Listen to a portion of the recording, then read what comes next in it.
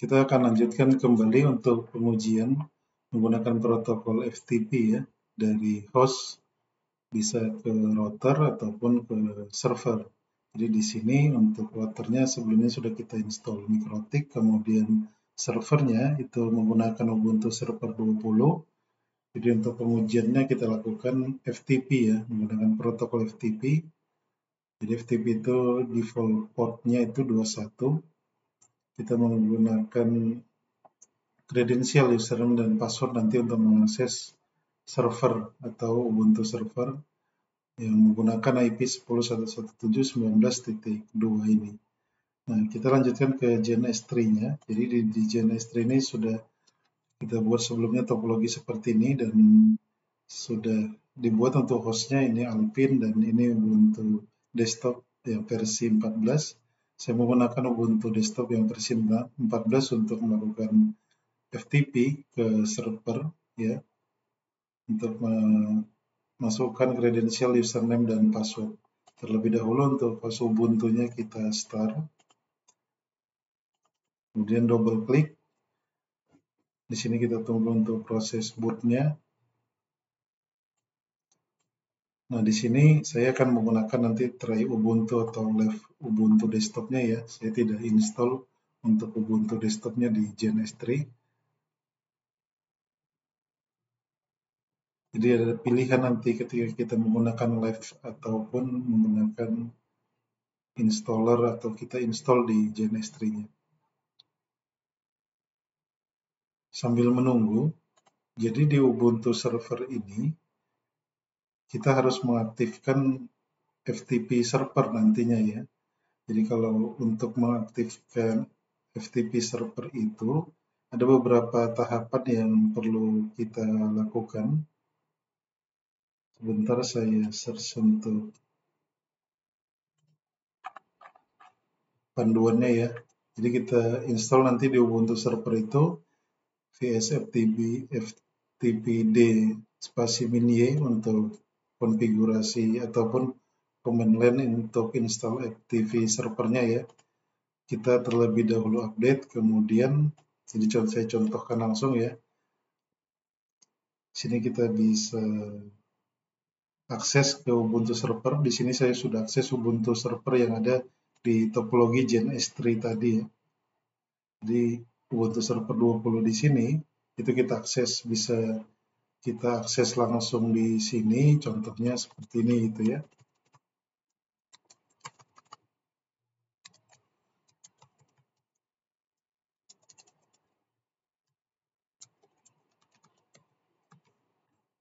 Kita bisa akses, jadi dari sini nanti kita install untuk FTP servernya. Tapi di sini saya untuk mempermudah saya menggunakan putih ya. Saya akses menggunakan putih untuk Ubuntu servernya. Nah, di sini ya untuk Ubuntu servernya. Kemudian nanti di sini kita tinggal ketikkan baris perintah apt spasi install spasi vs ftpd spasi -y. Kemudian kita enter. Nah, di sini saya sudah install. Jadi statusnya vs ftp is already the newest version. Jadi saya sudah install, nanti kalau belum diinstal silahkan diketikkan aja baris perintah ini. Tapi sebelumnya nanti apt update bisa dilakukan seperti ini ya.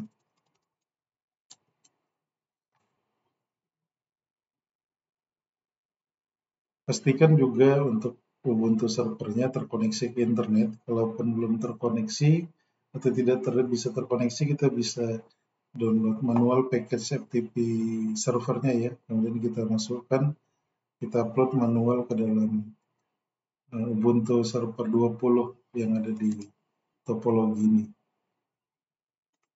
Nah, selanjutnya kita tunggu untuk prosesnya. Jadi diupdate dulu, kemudian diketikkan baris perintah ini ya.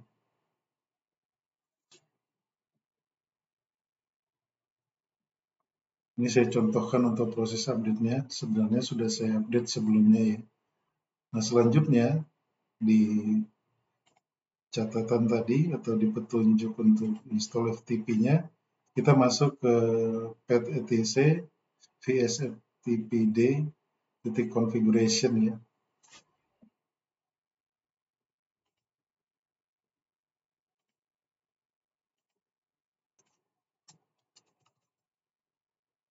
Kita menggunakan editor Nano atau editor VI bisa kita masukkan ya, Nano spasi sorry ya, etc ftpd titik configuration atau conf ya.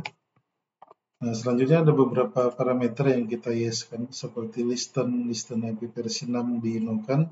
Ini kita tidak gunakan ya. Kemudian anonim enable no. Tapi ini baiknya kita yeskan saja ya. Jadi kalau ada user nanti yang anonim bisa mengaksesnya.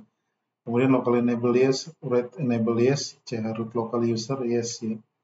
Nah, itu kita cari di template tadi ya. Kita bisa lihat di sini. Jadi listen itu kita lihat di sini. Listennya kita yeskan, huruf besar aja ya. Kemudian untuk IP versi 6 ini bisa kita nokan karena tidak kita gunakan IP versi 6 ya.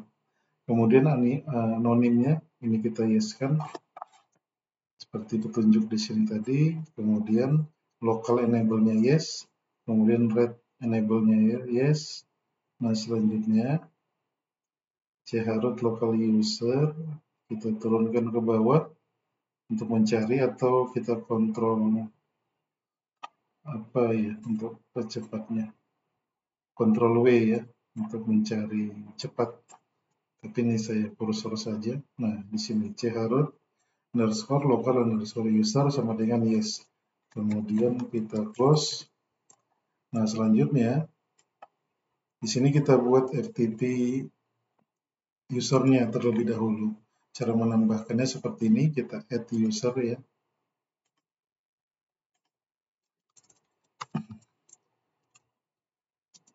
Add user. Kalau kita menggunakan sudo, kita masih di privilege atau tanda dolar itu ya. Contohnya seperti ini tandanya. Jadi kita perlu sudo di sini. Sudo add user ftp user. Kemudian, nah di sini kita buat dulu. Sorry, ini untuk penamaan usernya ya. Penamaan dan penambahan user. Jadi FTP user ini saya sudah buat sebelumnya. Jadi saya buat saja namanya FTP user 2, kemudian enter, kemudian passwordnya masukin.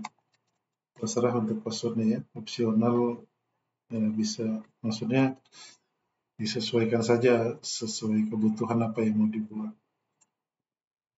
Ini try again, saya buat lagi ya.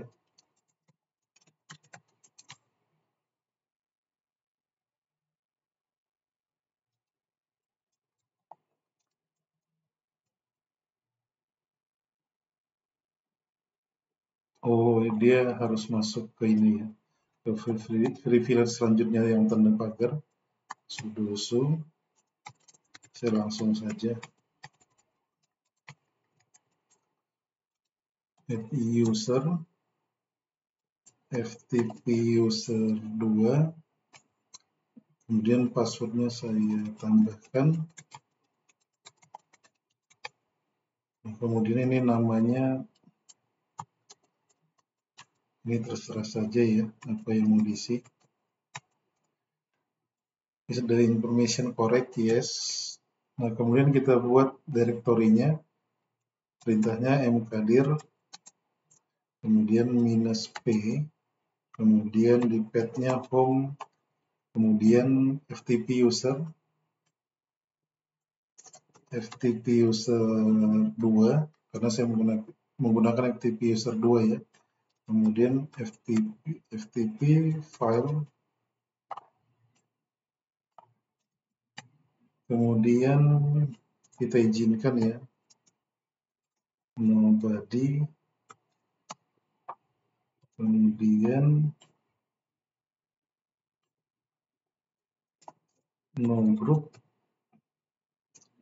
spasi /home ftp user 2, kemudian ftp, kemudian enter, kemudian chmod spasi a sampai w, kemudian home FTP user 2/FTP, kemudian John ini untuk izin aksesnya ya, FTP user 2, FTP user 2, kemudian spasi home, spasi FTP user 2, spasi FTP, spasi files.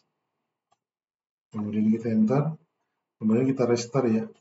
Untuk FTP servernya, systemctl restart vs ftpd, kemudian enter, kemudian kita enable.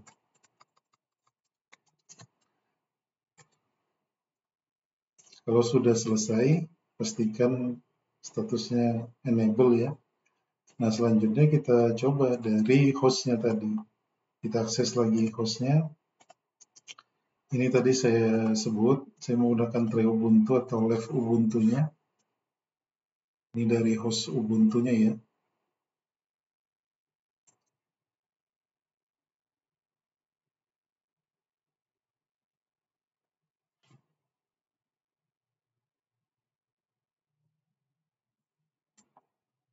Kemudian saya set IP-nya terlebih dahulu. Edit connection, kemudian di wild edit, kemudian di IP version per setting, pilih manual, kemudian add IP-nya saya lokasikan 10.117.118.11 ya, sesuai topologi di GNS3 tadi, titik 0, 10.117.18.1 ini gateway-nya untuk perangkat router 1.1, ini sesuaikan saja untuk DNS-nya. Kemudian kita save, kemudian di close. Kita akses ke terminal di Ubuntu desktop ini.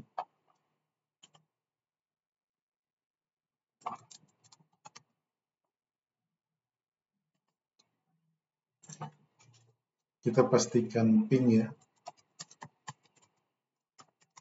Ping 10.117.18.2 untuk IP server ya.